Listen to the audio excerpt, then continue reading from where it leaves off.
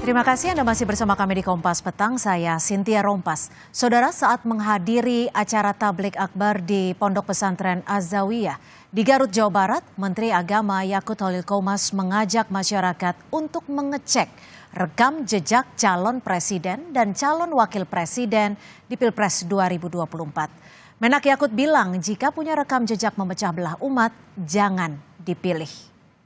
Pilih para pemimpin, memilih calon pemimpin kita, calon presiden dan wakil presiden kita, dicek betul rekam jejaknya.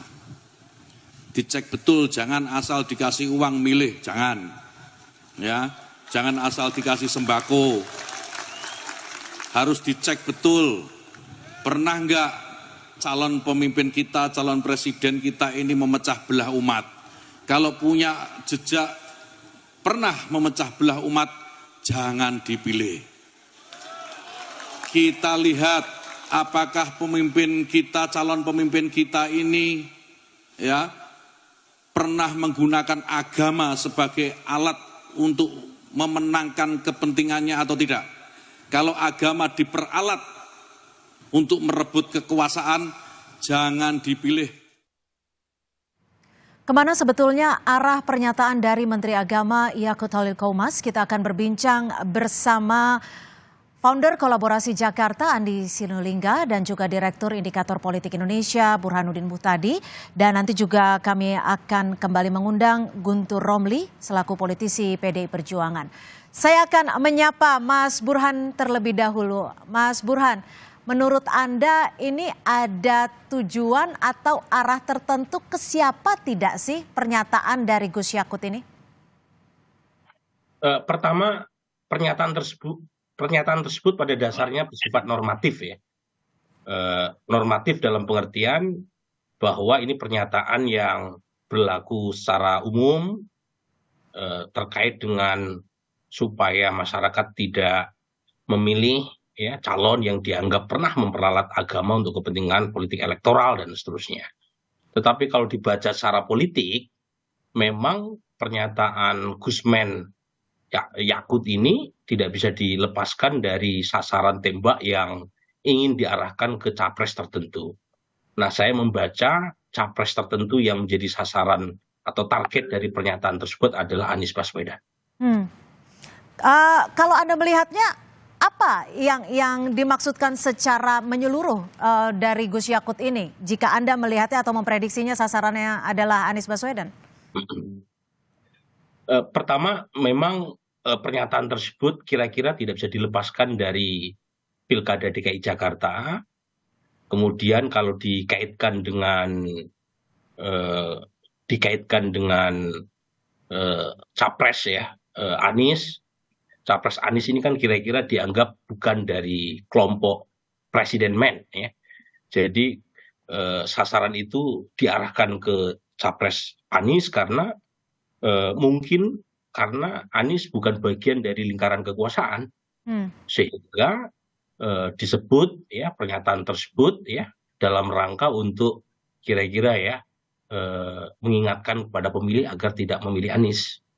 Oke. Jadi Kira-kira seperti itu. Saya akan ke Bang Andi. Bang Andi, Anda setuju jika pernyataan dari Menak Gus Yakut ini menurut dari Mas Burhan disasar atau ditujukan kepada Anies Baswedan? Kalau kita melihat dari apa yang disampaikan oleh Menak Yakut, maka saya menganggap itu sesuatu yang positif, bahwa ya rangkaiannya ya, jangan memilih karena dikasih uang, kemudian kita pilih, jangan dikasih sembako, kita pilih, jangan yang punya track record memecah belah umat, jangan yang punya track record menggunakan agama dalam politik, itu kan satu rangkaiannya. Dan menurut saya apa yang disampaikan itu adalah hal yang positif saja. Nah, tapi kalau kemudian ada pengamatan dan kemudian pengamatan itu diduga ditujukan kepada Anies Baswedan, maka alamatnya kita berikan kembali kepada si penduga itu. Kalau kita tidak pernah punya perasaan seperti itu, karena kita juga punya bukti-bukti tersendiri. fakta-fakta tersendiri bahwa apa yang dituduhkan itu tidak sesuai dengan kenyataan, itu yang pertama. Nah, yang kedua, kita bisa lihat rekod Anies selama memimpin DKI itu, Jakarta itu guyup dan bisa ditanya bagaimana relasi antar hubungan umat, baik itu Islam dengan Islam maupun Islam dan non-Muslim itu. Itu bisa kita lihat rekodnya, catatannya lengkap sebenarnya semua itu. Jadi kita tidak merasa bahwa tuduhan itu dialamatkan kepada Anies Baswedan. Tidak merasa bahwa tuduhan itu dialamatkan untuk Mas Anies seperti itu ya. Mas Burhan, kalau melihat dari pernyataan Gus Yakut ini nantinya akan berdampak tidak sih terhadap dinamika politik di Pilpres? Menurut saya dampaknya tidak terlalu besar ya.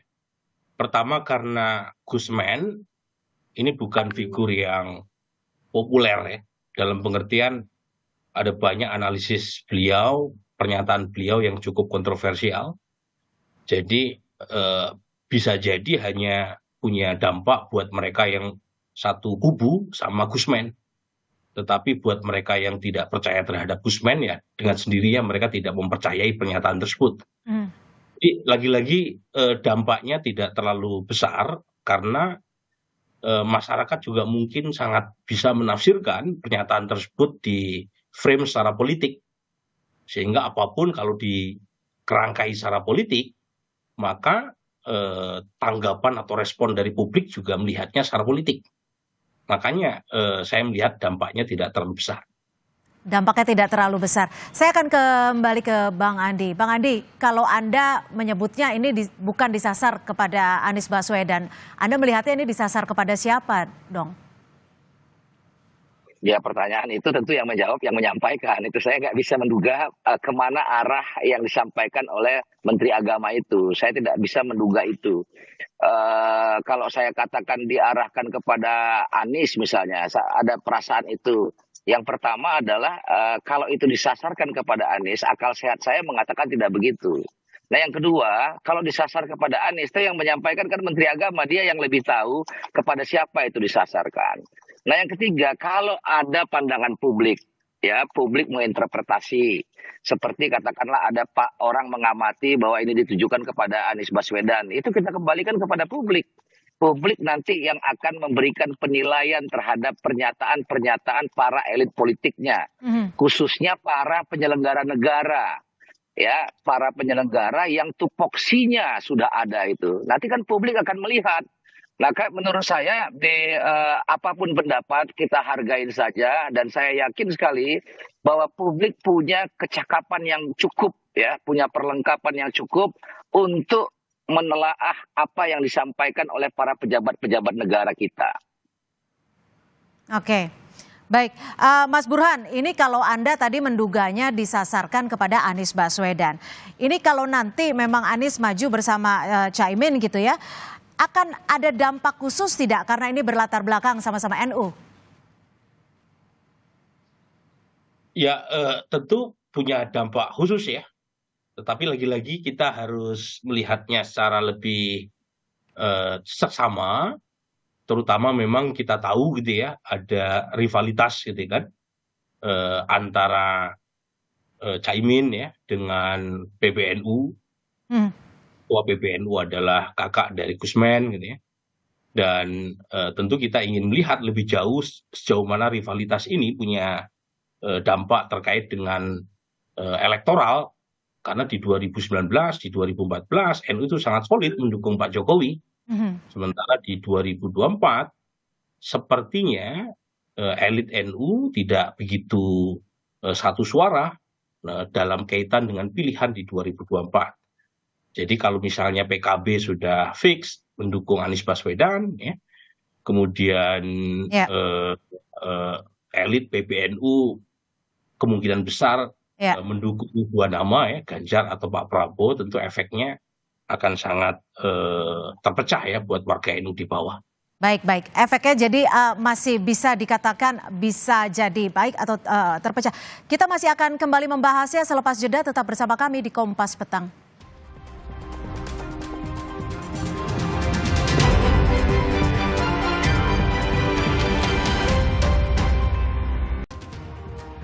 Terima kasih Anda masih bersama kami di Kompas Petang. Saudara, kita masih membahas terkait dengan pernyataan dari Menteri Agama Gus Yakut yang menyatakan bahwa harus dicek betul pernah nggak ya calon pemimpin kita atau calon presiden kita memecah belah umat. Jika pernah, jangan dipilih. Itu yang menjadi pembahasan kita pada sore hari ini dan sudah kembali bergabung bersama kami politisi PDI Perjuangan, sudah ada Mas Guntur Romli dan juga Ketua PBNU Pak Syafiq Ali. Terima kasih sudah bergabung bersama kami di Kompas Petang. Saya akan ke Mas Guntur. Mas Guntur, kalau Anda melihatnya arah dari sasaran Menteri Agama saat pernyataannya tersebut kemana sih?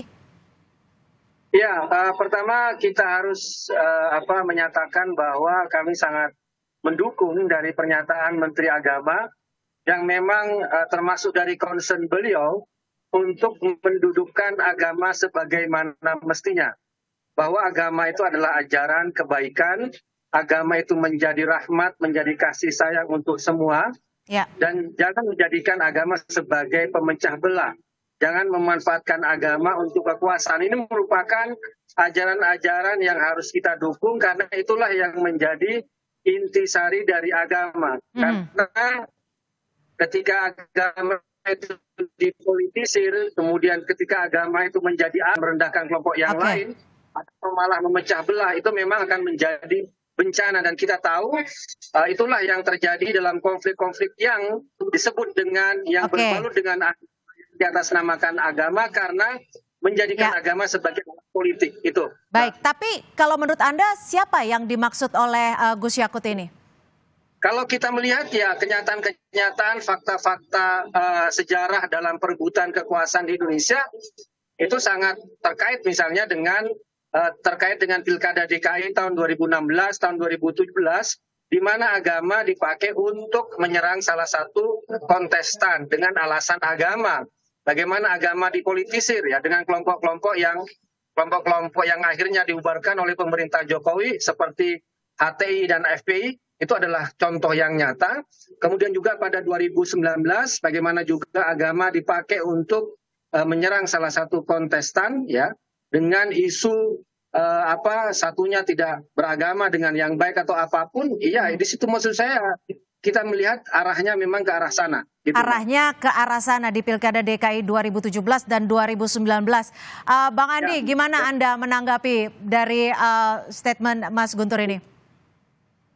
Ya, kalau secara konsep apa yang disampaikan kontennya tadi positif ya, tadi sudah saya sampaikan. Ya. Nah, kalau itu disasar pada Pilkada DKI terkait Anies Baswedan menggunakan agama untuk kepentingan politik, maka menurut saya tidak ditemukan satupun ucapan dan tindakan dari Anies Baswedan menggunakan agama untuk kepentingan politiknya itu. Dan saya kira itu sahih, tidak bisa ditemukan pembuktiannya. Nah, paling ada disampaikan pendukung-pendukungnya Anies misalnya, atau Anies katakanlah menerima keuntungan dari situ. Nah, kalau misalnya pendukungnya, maka pendukung Pak Ahok juga mengatakan yang sama, kami Muslim, kami Islam, kami dukung Ahok. Itu juga menggunakan agama untuk dukungan politik itu. Tapi itu kan kita tidak pernah deras menyasarkan itu. Nah, bagi kita itu sesuatu yang sudah lewat. Nah, yang paling penting bagi kita adalah ke depan. Kalau tuduhan saling bertuduh-tuduhan, kita juga bisa tuduh-tuduhan tuh. Nah, itu yang saya katakan bahwa saya tidak tahu persis yang dimaksud oleh Pak Yakut itu ditujukan kepada siapa. Yang saya tahu perkataan itu secara tekstual positif. Jangan karena dikasih uang memilih, jangan karena dikasih sembako memilih, jangan yang memecah belah punya rekod memecah belah umat, jangan yang menggunakan agama untuk kepentingan politik. Sampai pada titik itu saya setuju itu. Nah, kalau ada preferensi, persepsi, tafsir orang memandang itu Anies Baswedan misalnya, saya kembalikan kepada mereka. Nah, ini kan tontonan yang luas nih kan, publik menilai seperti itu. Nah, nanti biarkan publik yang akan memberikan keputusan pada akhirnya. Itu pendapat kita itu. Baik, jadi menurut Anda sendiri secara tekstual positif tapi tidak bisa dibuktikan kebenarannya itu kembali di Pilkada 2017. Saya akan ke Pak Syafiq. Pak Syafiq, menurut Anda seperti apa pernyataan dari Gus Yakut kemarin ini? Ya, saya kira pernyataan itu memang berangkat dari keprihatinan ya Gus Yakut sebagai Menteri Agama di mana agama ini mempengaruhi banyak sekali orang dan isu yang sangat sensitif di Indonesia. Jadi memang itu pesan atau peringatan yang penting untuk kita sadari bahwa ketika kita memilih pemimpin, jangan sampai orang-orang yang misal dianggap punya track record menggunakan isu-isu agama untuk misal memecah belah. Karena kita tahu bahwa di tempat-tempat yang lain di sejumlah negara itu agama negara itu bisa jatuh dalam konflik yang luar biasa gara-gara sentimen-sentimen kebencian yang digerakkan oleh isu-isu agama. Jadi itu saya kira pesannya penting karena siapapun bisa terjatuh dalam kesalahan itu. Oke, jadi menurut Anda ini tekstualnya juga positif ya? Ya, saya kira ya, karena memang menggunakan isu agama itu ibaratnya kayak bertempur dengan senjata biologi. Nah, nanti siapapun, bahkan orang-orang yang tidak tahu apa-apa itu dia bisa terkena dampaknya. Bahkan anak kecil aja dia bisa terkena dampaknya. Oke, kalau dari dua narsum kami sore ini mengarahnya atau disasarannya adalah Anies Baswedan. Kalau menurut Anda seperti apa? Saya tidak tahu persis, saya nggak mau menebak-nebak gitu ya. Saya nggak mau menebak-nebak kira-kira sasarannya dari kandidat-kandidat yang ada itu siapa. Karena saya tidak tahu persis misal dari 3 kandidat itu perjalanan politiknya secara detail masing-masing seperti apa. Jadi saya nggak mau menebak-nebak. Mungkin bisa ditanyakan langsung ke Menteri Agama. Oke, baik, saya akan ke Mas Burhan. Mas Burhan, ini kan ditanggapi oleh Bang Andi tekstual positif, tapi secara pembuktian tidak bisa dibuktikan kebenarannya. Menurut Anda? Begini ya, ada banyak tulisan. Sebentar saya potong loh, biar jangan salah tadi itu. Yang saya bilang secara tidak bisa dibuktikan itu pendapat Guntur Romli yang menyatakan 2017. Supaya jangan misleading itu. Baik. Jadi pernyataan Mas Guntur yang tidak bisa dibuktikan kebenarannya seperti itu ya? Pernyataan Mas Guntur di dialog ini. Tadi saya sampaikan secara tekstual itu positif, itu yang pertama. Yang kedua, disasarkan kepada siapa itu hanya Gus yang menyampaikan yang tahu. Kita nggak bisa tahu. Nah, kalau ada pandangan seperti kata Bung Burhan, kata misalnya terakhir Guntur Romli menceritakan soal Pilkada DKI, Anies Baswedan misalnya, itu sulit dibuktikan. Yang itu sulit dibuktikan. Tuduhan bahwa Anies Baswedan menggunakan itu.